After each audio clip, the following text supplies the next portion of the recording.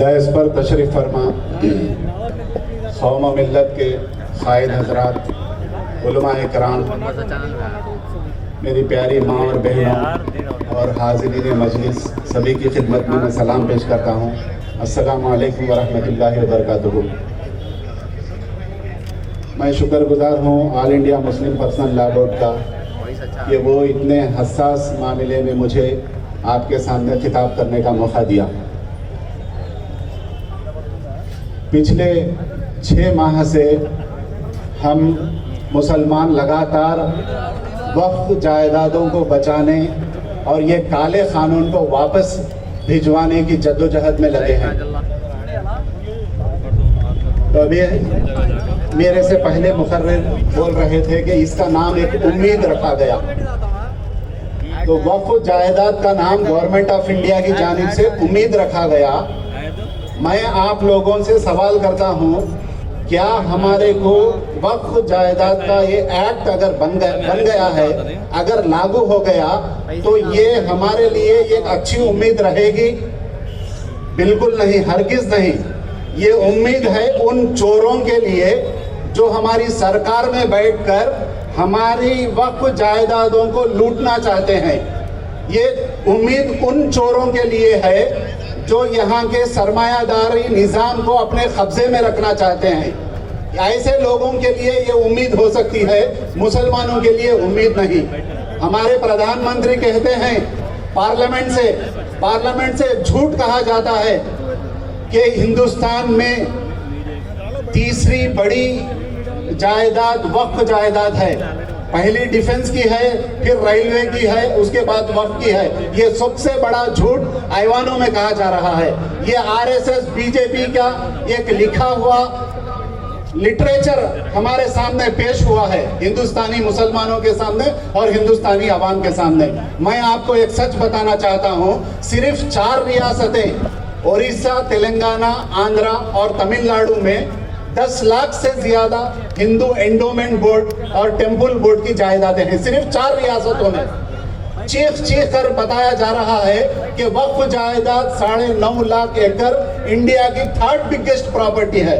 इस तरह झूठ फैलाया जा रहा है। और दूसरा झूठ, पसमानदा मुसलमानों को इस बिल से हम फायदा पहुंचाएंगे, मुसलमानों को हम अपलिफ्ट करेंगे। अरे मुसलमानों को उतना ही अपलिफ्ट करना है तो नेशनल लेवल पर जो नेशनल ओवरसीज स्कॉलरशिप है उसे खत्म कर दिया गया नरेंद्र मोदी हुकूमत ने, और प्री मैट्रिक स्कॉलरशिप को खत्म कर दिया गया, पोस्ट मैट्रिक स्कॉलरशिप को खत्म कर दिया गया, merit come means scholarship for professional and technical courses इसे खत्म कर दिया गया, मौलाना आजाद नेशनल फेलोशिप इसे खत्म कर दिया गया, और interest subsidy on education loan for Madrasa for minorities, ये सारे चीजों को खत्म कर प्रधानमंत्री कहते हैं कि हम पसमानदा मुसलमानों को एम्पावर करेंगे। कौन है पसमानदा? आपकी सोच है पसमानदा। मैं ये इस मन से कहूंगा, जो हमें पसमानदा कहेंगे उनकी सोच है पसमानदा। एक मर्तबा आप गौर कर लीजिए, प्रधानमंत्री 15 अगस्त को रंग बिरंगे कपड़े पहनकर जो भारतवासियों से जो खिताब करते हैं, कहाँ ठहर कर खिताब करते हैं? वो लाल किला हमारे बाप दादाओं का है।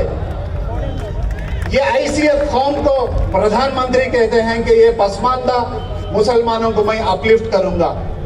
अरे हिंदुस्तान में जहां जहां जो कौन सी भी रियासत में हम चले गए, हर एक जगह पर हमारे आबा व अजदाद की निशानियां मौजूद हैं। सारे आलम में 7th वंडर में से एक वंडर आगरा में ताजमहल है। हमें कहते हैं प्रधानमंत्री कि हम पसमानदा हैं। लाल किला अपने आबा व अजदाद का, 4 मीनार हमारा, गोलकुंडा हमारा, ताजमहल हमारा। हर वो रियासत में जो बड़ी से बड़ी इमारत है, खदीम से खदीम इमारत है, मुस्लिम कौम की है, और ये मुस्लिम कौम को हमारे प्रधानमंत्री कहते हैं कि हम पसमानदा हैं। अरे 1800 साल की सदी में हिंदुस्तान को सबसे पहले रॉकेट लॉन्चर देने वाले का नाम शहीद टीपू सुल्तान रहमतुल्लाह अलैह है। उसे आपको याद रखना जरूरी है। 20वीं सदी में हिंदुस्तान को सबसे पहले मिसाइल देने वाला missile man APJ Abdul Kalam है, उसे आपको याद रखना है। हम पसमानदा नहीं होते, आपकी सोच पसमानदा है। 800 साल हुकूमत करने वाला मुसलमान आज सड़कों पर निकलकर अपनी जायदादों को बचाने के लिए जद्दोजहद कर रहा है। कभी मसाजिद का मसला उठाया जाता है, कभी हिजाब का मसला उठाया जाता है, कभी ट्रिपल तलाक का मसला उठाया जाता है, कभी एनआरसी का मसला उठाया जाता है, अब जाकर वक्फ का मसला है। पिछली गवर्नमेंट में हमने देखा, पिछले 5 साल जो एनआरसी को सपोर्ट करे, जो नरेंद्र मोदी की हर बिल को सपोर्ट करे, आज वो लोग शेरवानी बदल बदल कर मुसलमानों में घुसकर मुसलमानों के हमदर्दी की बात कर रहे हैं। पिछली गवर्नमेंट पीठ पे छुरा भोंकी मुसलमानों का, ये गवर्नमेंट छाती में छुरा भोंक रही है मुसलमानों का।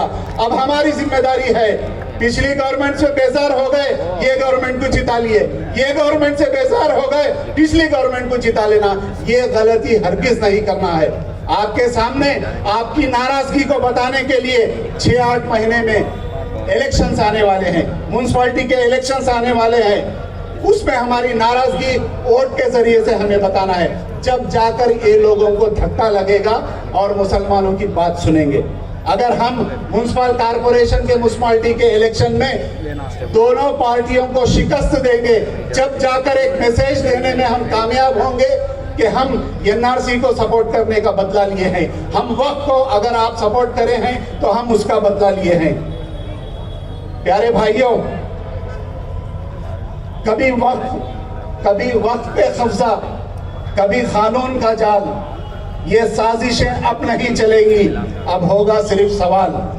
मैं आपके सामने एक शेर पेश करता हूं, ये वक्फ सिर्फ जमीन नहीं, ये कौम की पहचान है।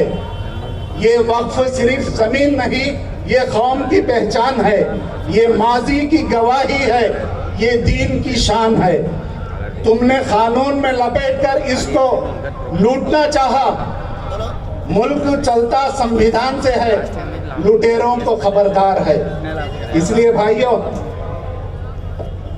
जो गलती पिछली गवर्नमेंट करी है और जो गलती ये गवर्नमेंट करी है, ये दोनों गलतियों का हिसाब मुसलमान चुकाना होगा। जिस तरह 700 किसानों की कुर्बानी के बाद, 700 लोग किसान शहीद होने के बाद इंडिया की गवर्नमेंट घुटने टेकती है और वो काले कानून किसानों के खिलाफ में जो बने थे वो वापस लेने पर मजबूर होती है, क्यों ना हम भी उस तरह की कुर्बानी देने के लिए तैयार खड़े हो जाएंगे, तो एनआरसी भी वापस जाएगा, ट्रिपल तलाक भी वापस हम ले सकते हैं, वो मामला भी, और वक्फ की जायदादों को बचाने के लिए जो काला कानून बना है, हम उसे भी वापस भिजाने में कामयाब होंगे।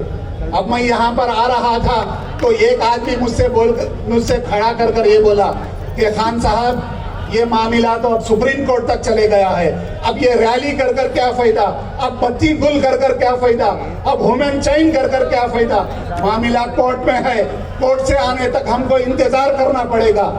शायद वो आज की इख्तिदार में है, सो पार्टी का एक मौलाना था, मुझे ऐसा कहने लगा। मैं उसे कहा, भाई मेरे, बाबरी मस्जिद का मामला भी सुप्रीम कोर्ट में था, बाबरी मस्जिद का मामला सुप्रीम कोर्ट में जाने के बाद सुप्रीम कोर्ट से क्या कमेंट्स हमें सुनने को मिले।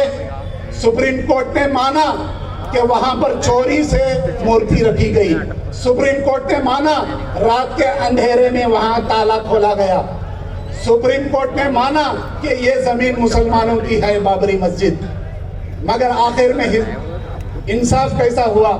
आखिर में ये कहा गया कि ये सारी चीजें तो हैं, मगर आस्था की बुनियाद पर हम ये बाबरी मस्जिद मेजॉरिटी को सौंप रहे हैं। उसी तरह की आस्था हमारी ये वक्फ की मुसलमानों की है। मुसलमान भी अपनी वो वक्फ की जायदादों को अपनी आस्था समझता है। इसलिए आज के इस मैदान से सुप्रीम कोर्ट को भी एक आवाज है कि हमारी आस्था समझकर आप हमारे हक में ये फैसला सुनाते हैं बोलकर हम एक बहुत बड़ी उम्मीद रखते हैं। इसलिए भाइयों, मगरिब का वक्त हो रहा है, मुझे जो 5 मिनट दिए मैं इनका शुक्रगुजार हूँ। मैं एक शेर के साथ मैं अपनी जगह लेता हूँ। अब जाग चुके हैं दीवाने, अब जाग चुके हैं दीवाने, दुनिया को जगा कर दम लेंगे।